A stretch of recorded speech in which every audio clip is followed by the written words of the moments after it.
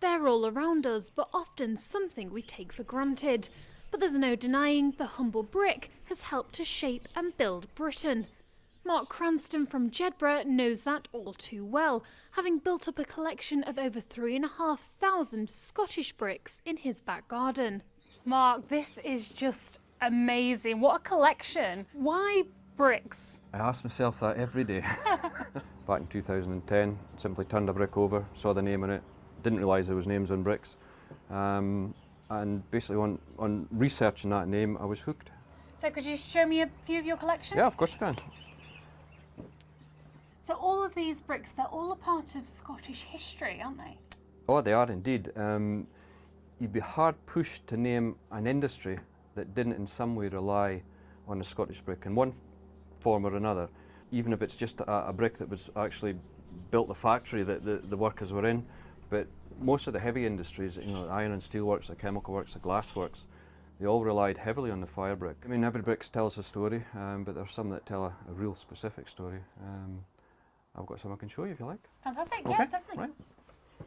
Mark has started an online database to record the bricks he and his fellow collectors have found, both the everyday and more unusual. I mean, they've all got a story. I mean, this one, there were some big names in the brick industry, Thistle being one of them.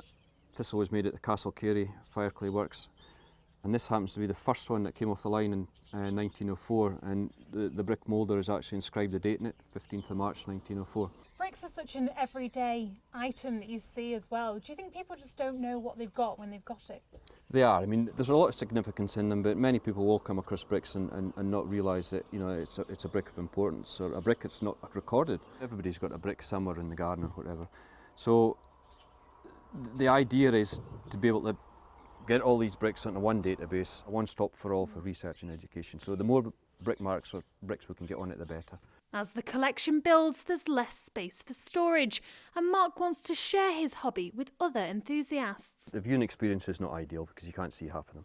So ideally, a dedicated museum to the brick manufacturing industry of old is what's required.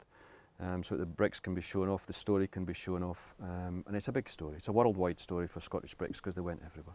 It's a huge part of our history, our heritage. We should be honouring the humble brick. It's required for research, it's required for educational purposes. People need to know what part it played, and it played a huge part. So it's worth saving without a shadow of a doubt.